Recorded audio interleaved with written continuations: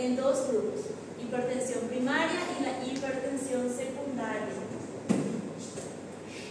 En la hipertensión primaria tenemos factores no modificables y los factores modificables relacionados al estilo de vida.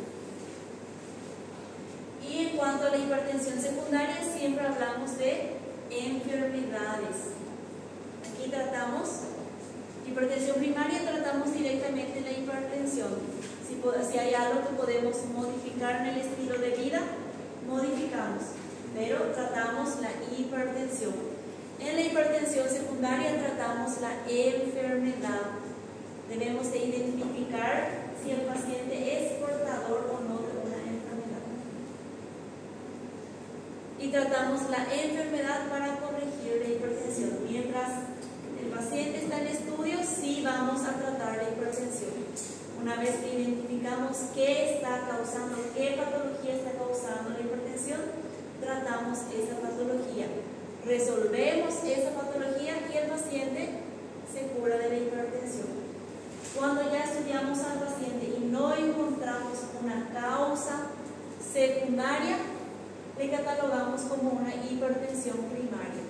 Ahí sí, el paciente vamos a tratar esa hipertensión ya de por vida. Ya no vamos a buscar una enfermedad. Factores de riesgo no modificables: edad, raza, sexo y los antecedentes familiares. La carga genética son cosas que no podemos modificar. Si el paciente tiene un padre y una madre hipertensa, no hay nada que hacer. Ese paciente va a ser hipertenso en algún momento de su vida.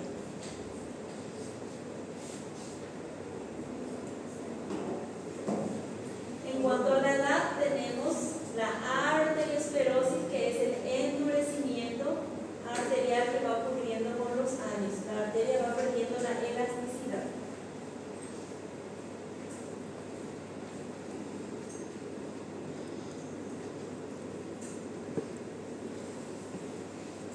Y en cuanto al síndrome metabólico, el síndrome metabólico es muy importante.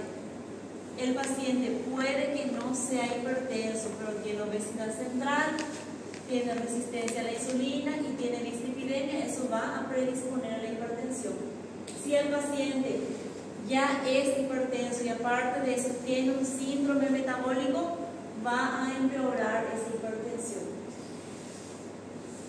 Entonces, cuando hablamos de síndrome metabólico, nos estamos refiriendo a la hipertensión, obesidad central mostrar resistencia a la insulina y la dislipidemia. Son los componentes del síndrome metabólico. Y que es importante, es muy importante, sobre todo si el paciente es hipertenso o si el paciente es diabético.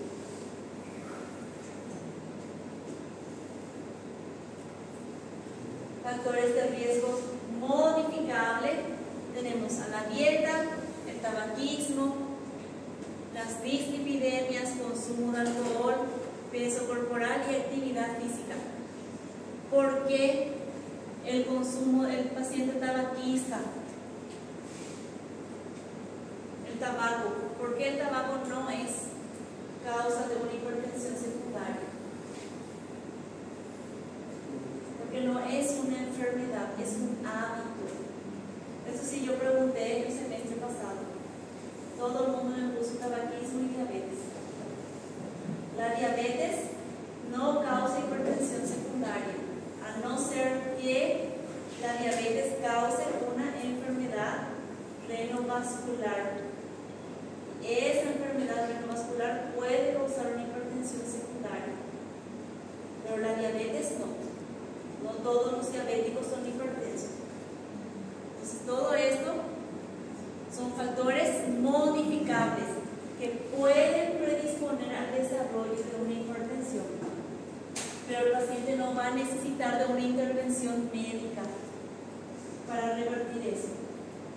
Si el paciente está con un cuadro hipertensivo porque es obeso y sedentario, el paciente va a hacer dieta y actividad física y va a mejorar la presión arterial. Lo mismo con el tabaquismo, va a abandonar el tabaco y va a mejorar la presión arterial. No necesitan una intervención médica porque no son enfermedades. Hipertensión secundaria es sinónimo de una enfermedad que está causando la hipertensión. Hay una enfermedad detrás de esa hipertensión.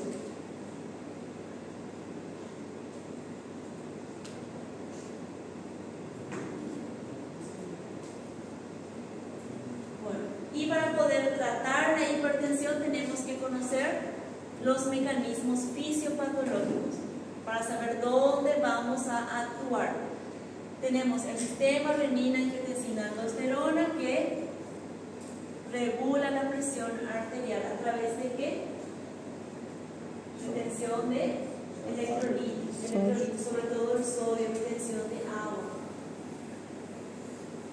El péptido natriurético, ¿qué es lo que hace? El BNP elimina. Aquí esto retiene y esto elimina y se van compensando. En el momento en que uno de los dos deje de funcionar o uno tenga mayor actividad que el otro, va a haber un desequilibrio y el paciente va a tener hipertensión. Lo mismo con el sistema nervioso simpático, que causa vasoconstricción. Actúa junto con el sistema renina-angiotensina-aldosterona. Y cuando tenemos disfunción de células endoteliales también, porque se altera el revestimiento vascular, y dijimos que debe de haber siempre un flujo laminar. Una vez que hay flujo turbulento, eso también predispone a la hipertensión. Y luego tenemos la sensibilidad a la sal, que va a depender de cada individuo. El umbral de tolerancia. Hay pacientes hipertensos que con la mínima ingesta de sal descompensan la hipertensión. La única forma de que ese paciente se mantenga normotenso, aparte de los fármacos, es eliminando el consumo de sal. Y hay pacientes que con fármacos, monoterapia, un solo fármaco, sin necesidad de restringir demasiado la sal, se mantienen normotensos. La sensibilidad a la sal depende de cada individuo.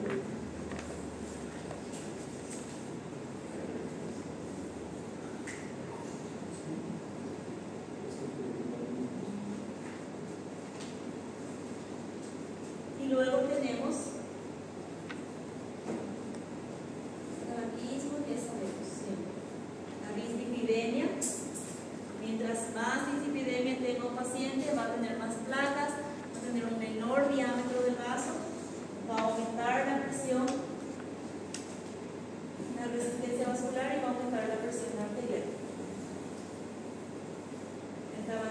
siempre va a predisponer a la hipertensión. Y luego tenemos a la obesidad. Dijimos que no es lo mismo la obesidad que la obesidad central. Obesidad central, tenemos en cuenta la circunferencia abdominal. Esto, la obesidad central es lo que está relacionado con la hipertensión. Hay pacientes obesos mórbidos, muy obesos, que no tienen hipertensión. Son normotensos, ni siquiera tienen diabetes. Tienen una muy buena distribución, tienen una distribución más uniforme de la grasa corporal. En cambio, el paciente que solamente tiene el abdomen es obeso, pero porque tiene una obesidad central, tiene mayor predisposición a dislipidemias, tiene mayor predisposición a la hipertensión porque tiene mayor grasa visceral. Tiene las piernas delgaditas, los brazos delgados, pero el abdomen bien prominente. Y esta es la obesidad que está en relación con la hipertensión. El paciente que llega con un abdomen bien prominente, abdomen de grasa, no de líquido, no es una sífilis, ese sí o sí es un paciente hipertenso. Mientras mayor edad tenga el paciente y mayor sea la circunferencia abdominal, ese paciente es hipertenso. Entonces, esta es la obesidad que nos importa. Aquí también vamos a hacer el cálculo para ver, porque hay pacientes que son obesos mórbidos y también tienen el abdomen muy prominente. ¿Ya vieron? Está el obeso mórbido más uniforme, más distribuido, y el obeso mórbido que tiene el abdomen muy prominente. Entonces, también hay que calcular. ¿Y cómo calculábamos?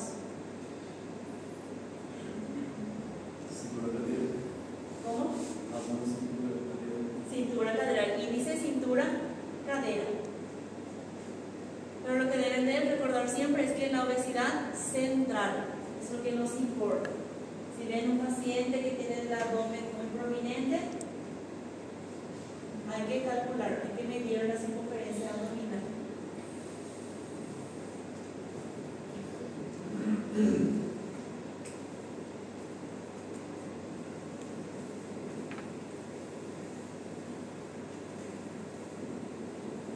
Y luego tenemos la hipertensión secundaria.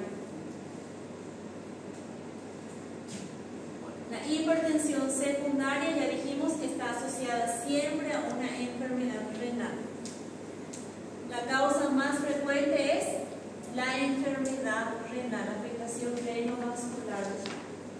La enfermedad renal se puede manifestar de diferentes formas, como una hipertensión, como una injuria renal, como una enfermedad renal crónica. Entonces, enfermedad renal es la causa más frecuente de hipertensión secundaria.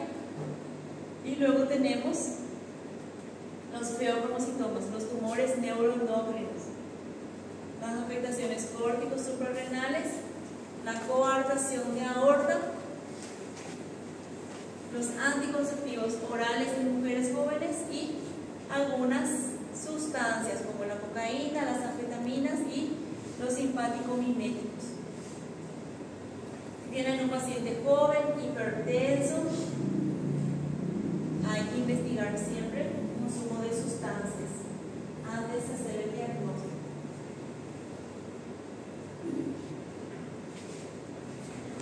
Y la hipertensión renal, aquí dice solamente enfermedad renal.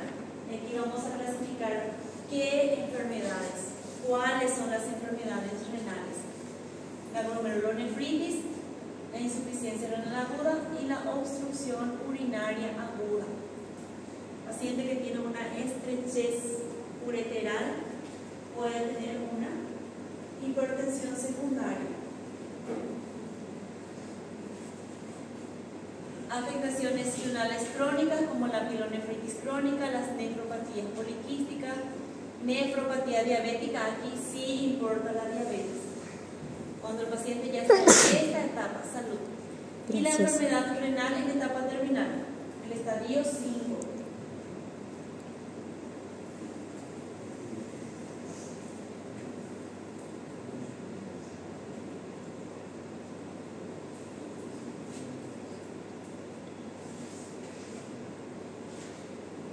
Tienen suerte que cuando hice la prueba estaba muy cansada. Ahora estoy viendo muchas cosas muy preguntables. Va a quedar para el final.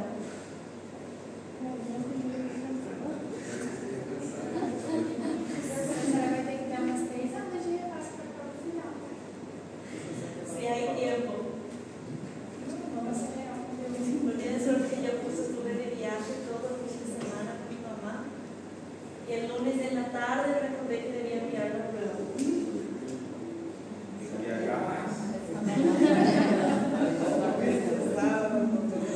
Hay muchas cosas muy preguntables.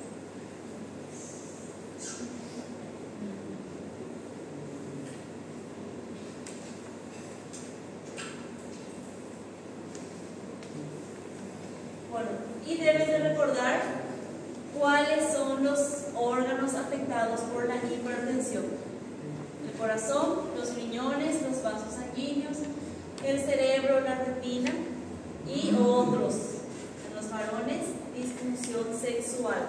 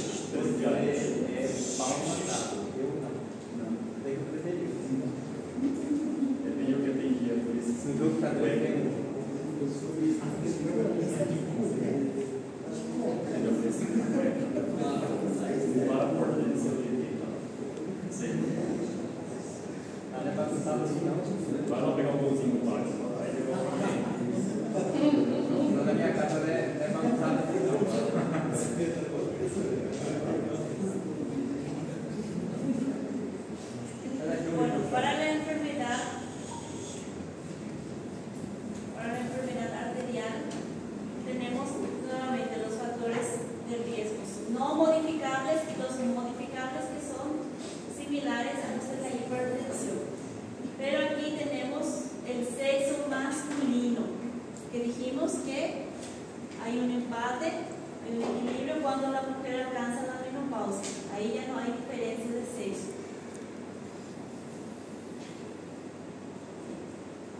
El tabaquismo cumple un papel muy importante para el desarrollo de la enfermedad. Mientras más patologías tenga el paciente, tiene mayor riesgo de desarrollar la enfermedad.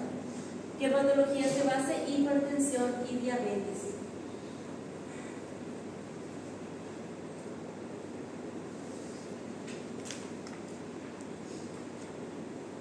¿Y qué es lo que ocurre en la enfermedad aterosclerótica? Hay una acumulación progresiva de grasa en el lumen arterial, que va a ir progresando. Primeramente van a ser pequeñas estrías y eso va a ir progresando hasta convertirse en placas. Eso va a ir disminuyendo el lumen vascular. Cada vez va a quedar menos espacio para el paso de la sangre.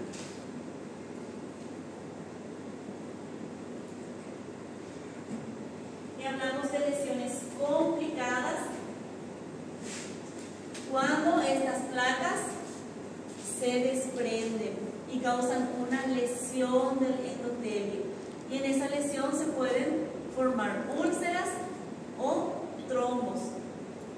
Y ese trombo puede desprenderse, puede viajar y puede ir a asentarse sobre otras zonas con placa y ocluir totalmente la circulación en ese lugar.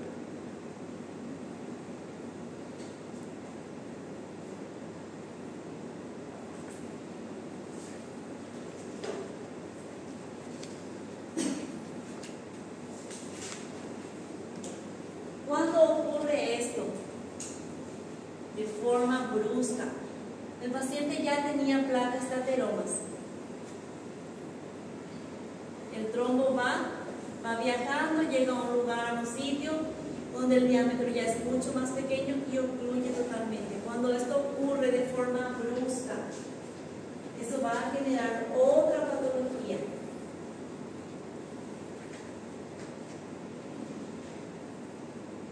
Que es la oclusión arterial aguda, que puede ser por una placa de trombo que se desprendió, una placa o un trombo. Y esta patología va a causar manifestaciones clínicas bien específicas. El paciente va a tener esto. Aparte del dolor, el dolor va a ser siempre de inicio súbito, que indica el momento de la oclusión. El paciente va a tener cambio de coloración con palidez porque la oclusión fue aguda, la sangre ya no llegó a esa extremidad. Va a haber una ausencia de pulso, disminución de la temperatura, un dolor que va a ir progresando, cada vez va a ser más intenso. El paciente va a tener parestesia. Las parestesias son el hormigueo, esa sensación de hormigueo en la piel. Y va a tener parálisis y lo que se conoce como impotencia funcional. Y esto es una emergencia médica. Dijimos que cuando el paciente tiene todos estos síntomas, estas manifestaciones clínicas, esos síntomas, tenemos de 4 a 6 horas para resolver el cuadro. ¿Qué iba a pasar si el paciente no lograba una resolución? ¿Cómo? Va a perder el miembro, va a llegar a una amputación de ese miembro. Porque ya vamos a tener necrosis tisular que es irreversible y va a llegar a la amputación. Entonces tenemos de 4 a 6 horas para resolver ese cuadro. Una vez que hacemos el diagnóstico por todos estos signos y síntomas, tenemos 4 a 6 horas. 4 a 6 horas a partir de qué? Del inicio del dolor. Si el paciente llega a la consulta 7 horas después del inicio del dolor, ya no hay nada. El inicio del dolor indica el periodo de ventana. Hay que ser bien precisos a qué hora comenzó el dolor, porque el dolor va a ir progresando. Dolor brusco, de inicio agudo,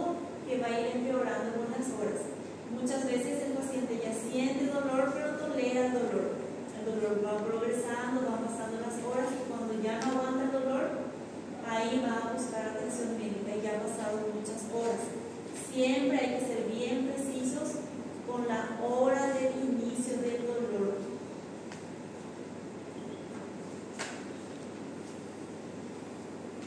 Y el diagnóstico vamos a hacer con el examen físico. ¿Y cómo vamos a confirmar? Con una ecografía doble. El diagnóstico ya vamos a tener, la ecografía va a ser para detectar el sitio de la oclusión, para saber dónde mismo está el trombo, nada más. Pero el diagnóstico sí es un diagnóstico clínico, con los signos y síntomas.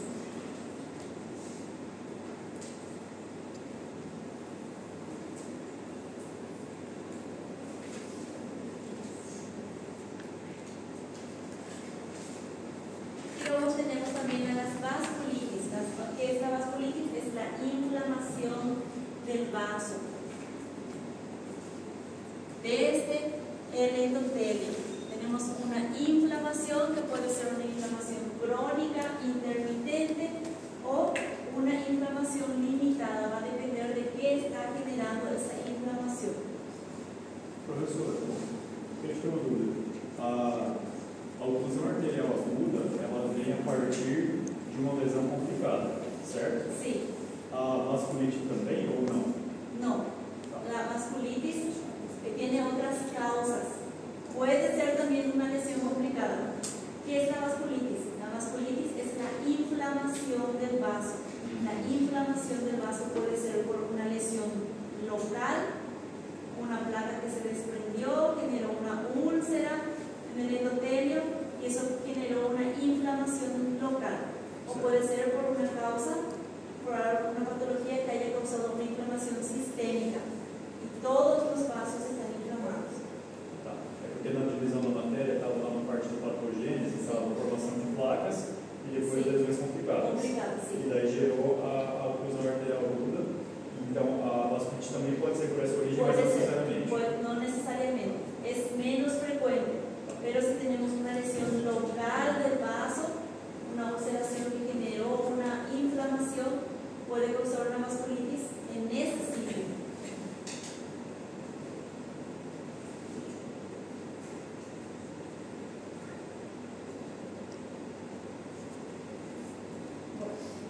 Y las causas de las vasculitis son múltiples. Pueden ser por agentes físicos, puede ser por daño vascular secundario, que puede causar una necrosis del vaso o una inflamación de vaso. Puede ser por sustancias tóxicas que dañan directamente el endotelio vascular. Puede ser por mecanismos inmunitarios, que es lo más frecuente, las causas inmunitarias, que son anticuerpos dirigidos a la pared del endotelio. O puede ser por anticuerpos ANCA, que también tiene un gran componente autoinmune. Y las vasculitis clasificábamos de acuerdo al tamaño de los vasos. Y las vasculitis de vasos pequeños son ANCA positivos. Aquí, anticuerpos ANCA son lesiones endoteliales de vasos pequeños. Tienen algo característico, que no tenemos solamente una afectación del vaso, también tenemos una afectación pulmonar y afectación renal. ¿Cuáles son las vasculitis ANCA? Aquí. Todo este grupo. Ahora mismo no es necesario que sepan todo este grupo, porque el próximo año en medicina interna vamos a hablar en detalle. Ahora lo que deben de saber es que las vasculitis ANCA positivo son vasculitis de vasos pequeños. Luego tenemos las vasculitis de grandes vasos y medianos vasos. Vasculitis de vasos medianos son las que afectan a las arterias que tienen un tejido, una capa muscular un poco mayor. Tenemos la poliarteritis nodosa, la enfermedad de Kawasaki y la tromboangitis obliterante. Y luego tenemos a las vasculitis de grandes vasos, que son arterias más elásticas, tienen mayor capa muscular. Tenemos este grupo. Entonces, las manifestaciones clínicas dependen del tamaño del vaso afectado, pero esto sí quiero que sepan. Vasculitis angiopositivos son vasculitis de vasos pequeños. Son las más frecuentes.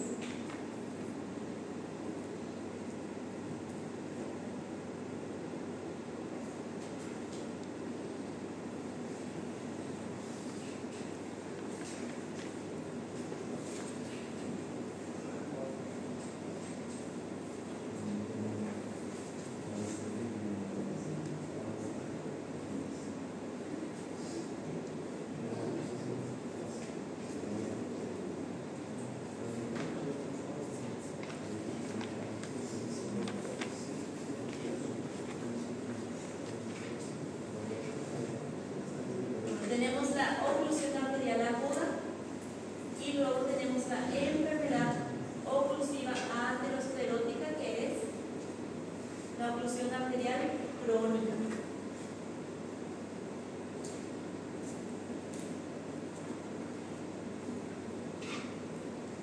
Que va a tener síntomas crónicos de progresión lenta. El paciente va a iniciar con la claudicación intermitente. La claudicación intermitente, que es el dolor en la pantorrilla que aparece después de la caminata. El paciente camina cierta distancia y siente dolor en la pantorrilla, en los gemelos.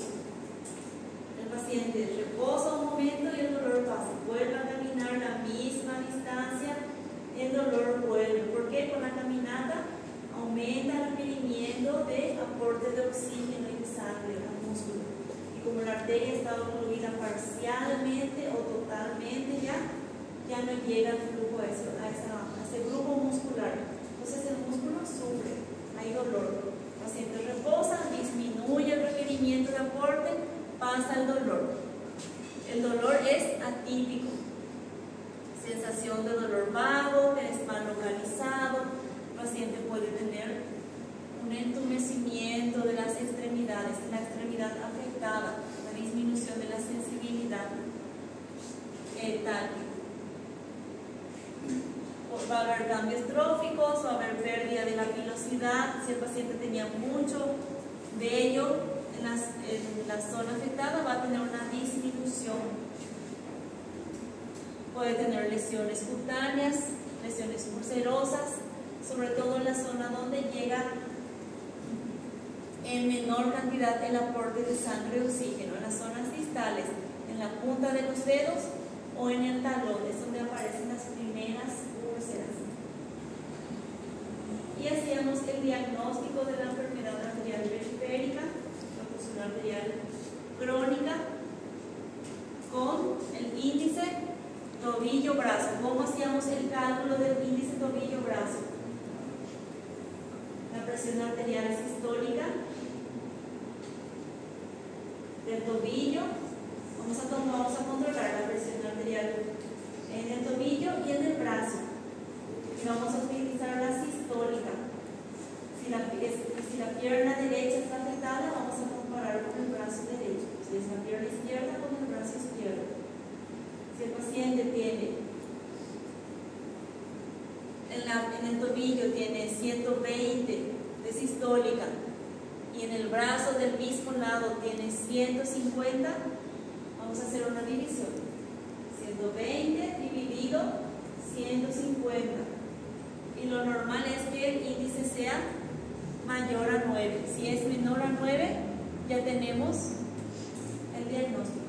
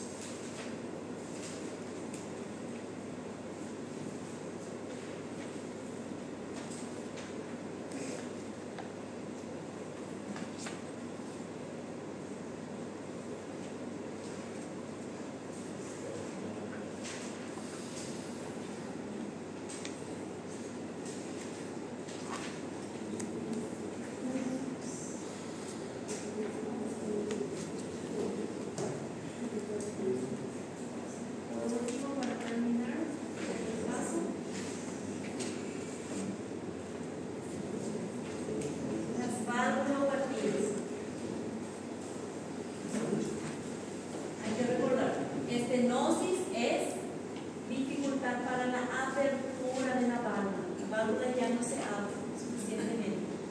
Insuficiencia es dificultad para el cierre.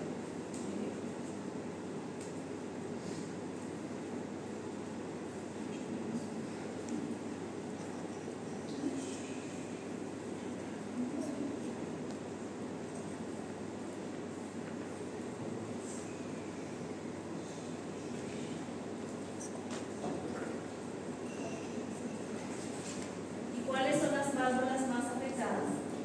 Mitral y aórtica.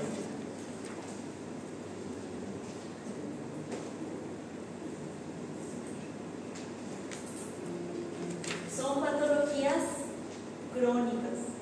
Las dos. La insuficiencia y la estenosis mitral y aórtica son patologías crónicas.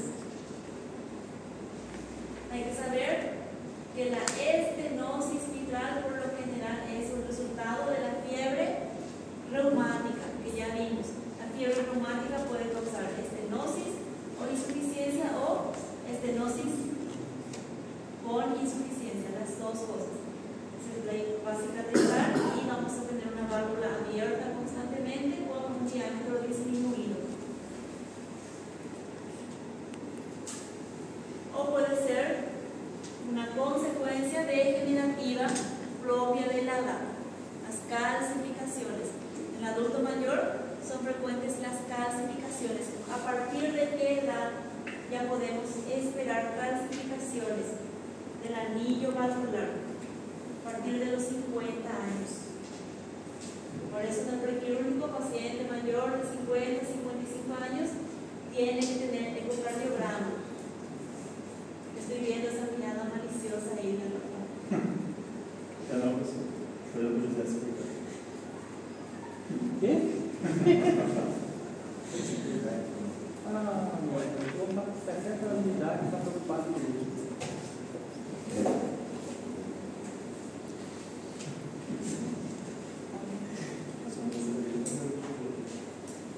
Aquí tenemos la estenosis mitral. ¿Ven? Dijimos fiebre reumática. Esta válvula tiene la apertura disminuida, pero también el cierre está afectado. La válvula está así todo el tiempo, ya no se moviliza, ya no se cierra, ya no se abre, está fija. Entonces puede causar una estenosis o una insuficiencia. Si todavía es levemente móvil, va a causar una estenosis nada más. Cuando ya tenemos una cicatrización, una fibrosis total, ya vamos a tener unas dos patologías.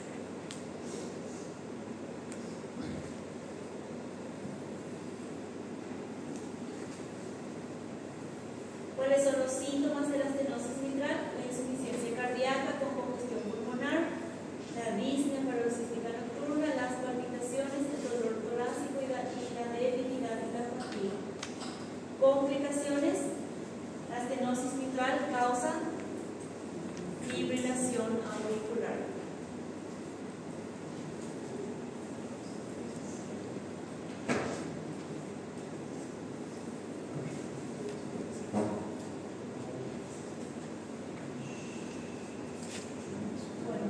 Insuficiencia de la válvula mitral. La estenosis mitral es una patología crónica. En cambio, la insuficiencia de la válvula mitral podemos clasificar en dos grupos, aguda y crónica. Cuando hablamos de insuficiencia de la válvula mitral, podemos tener un daño crónico o un daño agudo. ¿Cuándo tenemos un daño agudo? Cuando tenemos rotura de las cuerdas tendinosas. La válvula estaba sana. Tuvimos una rotura aquí, ya sea por un proceso traumático o por un proceso inflamatorio que causó una rotura de las cuerdas tendinosas, o un infarto agudo del miocardio que afectó el endocardio aquí, justo donde estaba sentada la cuerda el músculo papilar. Y el músculo papilar tiene una repercusión directa sobre las cuerdas tendinosas. El paciente estaba sano. Sí, eso va a causar una insuficiencia aguda o una afectación del músculo papilar, puede causar una insuficiencia aguda, un infarto agudo de miocardio importante también.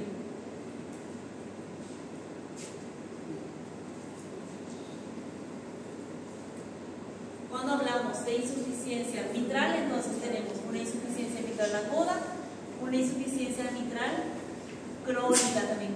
Salud. ¿Qué es lo que ocurre en lo agudo? El agudo aparece de forma súbita y puede ser por afectación de músculo papilar, un infarto, ruptura de las cuerdas tendinosas, un prolapso de la válvula mitral.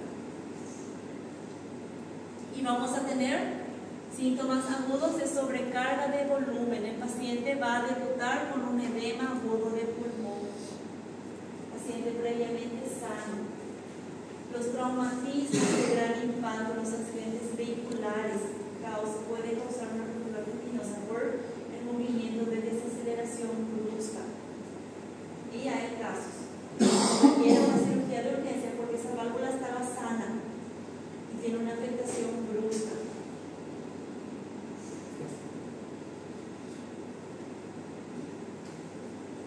Y los síntomas crónicos, ya sabemos, síntomas de insuficiencia cardíaca progresiva.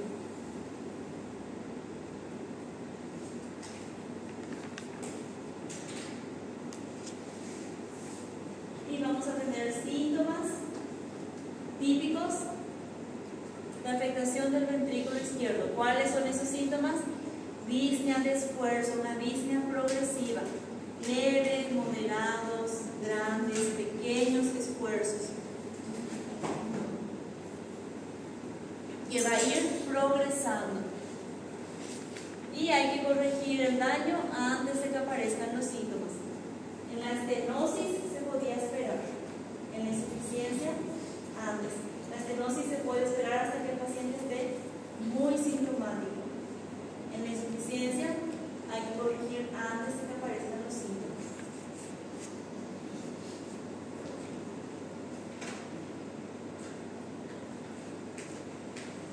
Esto de los soplos todavía no les voy a preguntar porque el próximo año en semiología lo vamos a hablar en detalle. Ahora todavía no van a comprender qué es un soplo pansistólico. Por eso no les voy a preguntar nada más eso. Pero el próximo año sí.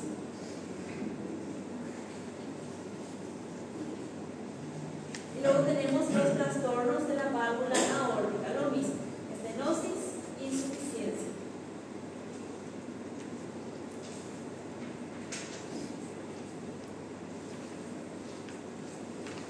La estenosis de la válvula aórtica es más frecuente en adultos mayores. Si se presenta en la población más jóvenes, es por un defecto congénito. La válvula aórtica debe de tener tres válvulas. Y hay algunos casos en que tenemos válvulas bicúspides, solo dos válvulas.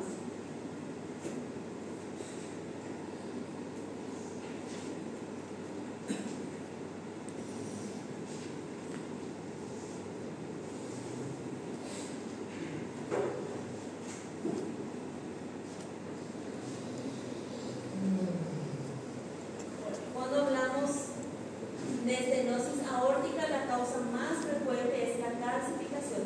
Dijimos que es más prevalente en adultos mayores. Entonces, la causa más frecuente de estenosis aórtica son las calcificaciones. La calcificación del anillo de la válvula o la válvula en sí. La propia válvula está calcificada. Y es más frecuente por eso en el adulto mayor. También tiene síntomas crónicos, progresivos.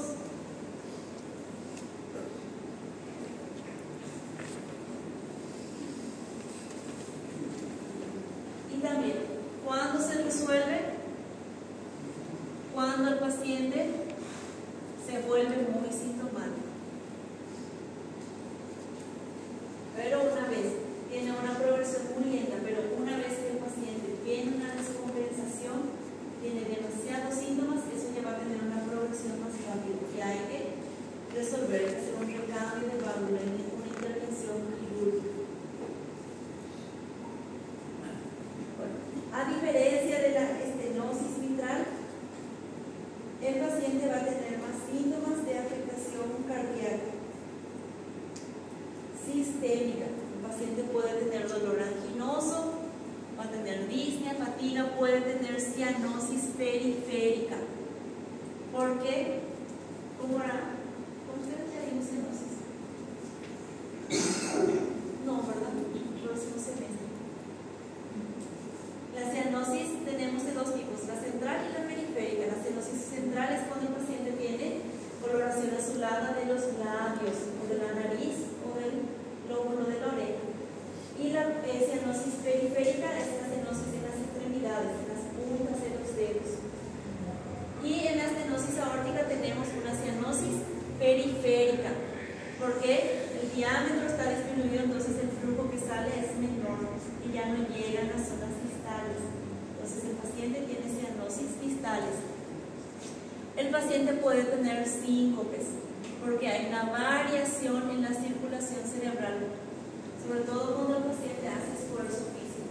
El paciente hace esfuerzo físico, aumenta la demanda del miocardio y también aumenta la demanda cerebral de oxígeno.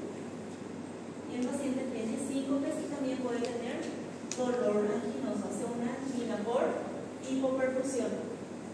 Entonces, si este paciente con una estenosis aórtica que hace anginas inestables, porque ya no hay una variación de la oferta-demanda, ¿qué tipo de infarto puede hacer este paciente? Tipo 2, por una hipoperfusión. La hipoperfusión es lo que está causando la angina. Entonces va a entrar en un infarto tipo 2.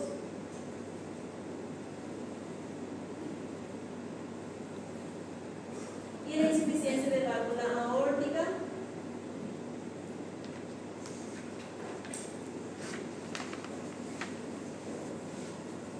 tenemos nuevamente la fiebre reumática como una de las principales causas.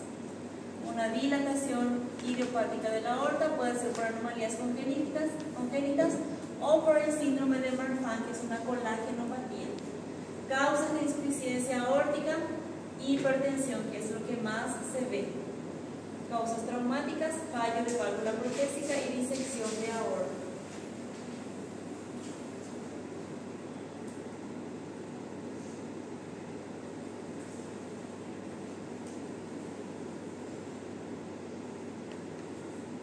El paciente en la insuficiencia aórtica puede pasar asintomática por mucho tiempo.